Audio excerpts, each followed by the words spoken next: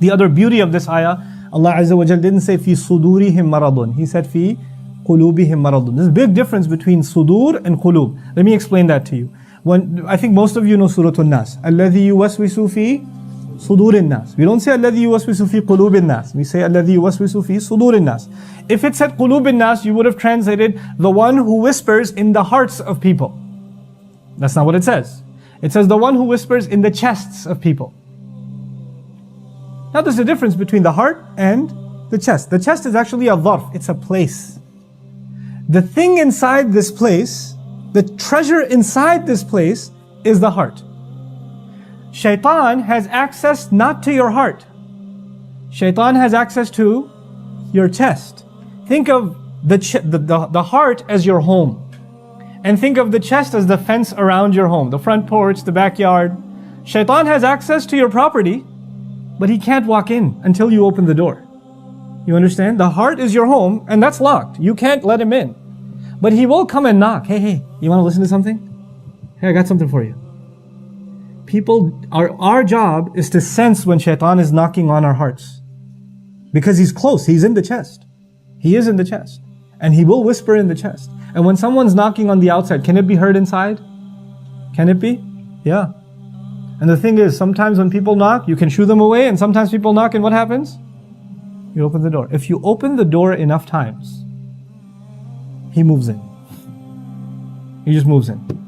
And when an outsider moves in, they start redecorating the place. You understand that, right?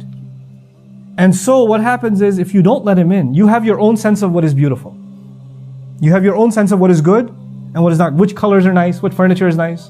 But when you let the intruder move in, you come one day and the walls are pink and the furniture is green, you know, and all the plates are purple. And what just happened here? Well, this is my taste. This is what I like. You know, he's turned the kitchen into a living room and the bathroom into a guest room, and you're like, what is going on here?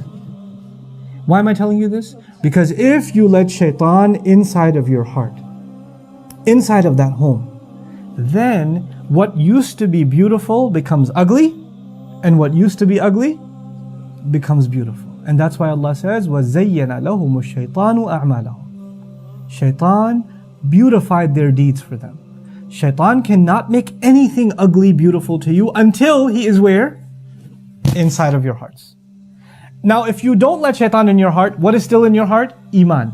وَلَكِنَّ اللَّهَ حَبَّبَهُ إِلَيْكُمُ الْإِيمَانِ وَزَيَّنَهُ فِي قُلُوبِكُمْ. He beautified Iman in your hearts. You understand this imagery? Now Allah says here, فِي قُلُوبِهِمْ مَرَضٌ. In their hearts there's a disease.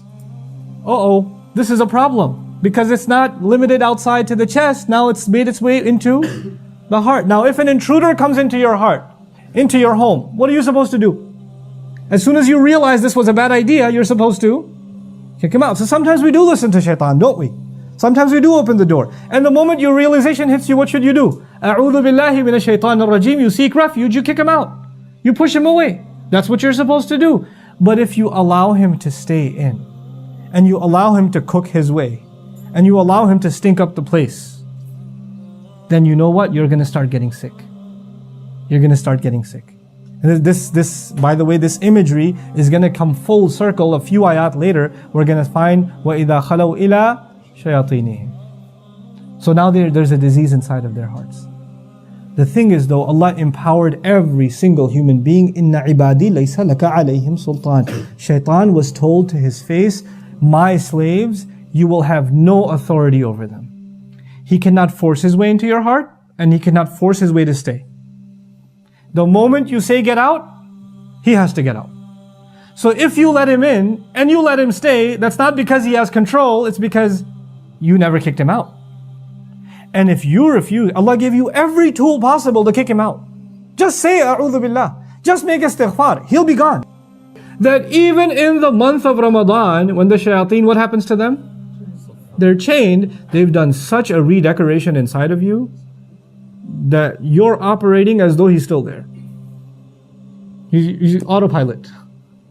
Shaitan's not there, but you're doing his work anyway. Because they're shayateen al-insi wal-jinn. You ever wonder why Allah says they're shayateen, they're devils of the human beings and the jinn?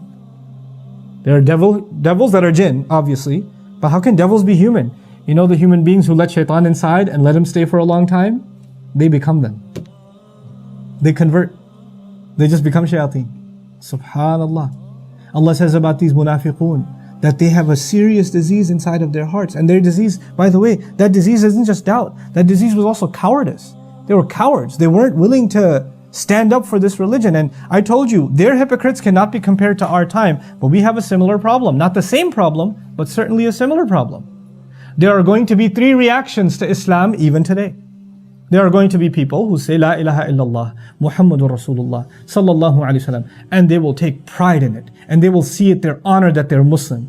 And no matter what, nothing is above Allah's word. Nothing is above the words of the Prophet sallallahu alaihi wasallam. The obedience to them is supreme. That guidance is beyond criticism. And they believe that in their heart of hearts. Even when they make mistakes, they know the mistakes are theirs. They can be flawed, they can be mistaken. The deen of Allah is not mistaken. The deen of Allah has no problems. The deen of Allah has no criticism. On the other extreme, you will get people who absolutely hate Islam and the Muslims. You're going to get those people. They're going to be on the other extreme. And guess what you're going to get in between? We should have a little bit of compromise. We don't have to be that, stern in our belief in the Quran. We could take things lightly a little bit. After all, it is 2016. We have to just, go with the times a little bit. That reaction of let's just kind of work both out a little bit. Because, if you really truly believe, you might become too extreme. So we have to balance both sides. That's actually a byproduct of that original hypocrisy that used to exist back then. Our deen, by definition, is already balanced. Thank you very much. You don't have to come in and offer it your version of balance. It's already got the best of this world and the next, balanced for us by Allah Himself. So when you come along and I come along and say, you know what, let's have a balanced approach to Islam.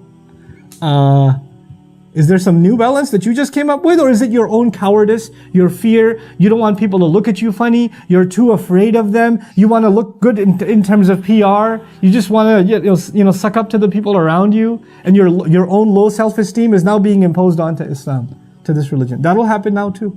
So as we study this, we have to actually kind of look in the mirror too. About, what kind of mentality towards this religion we carry.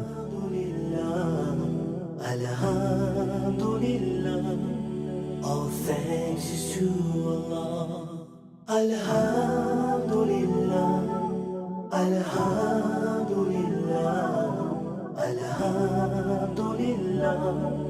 All thanks is to Allah.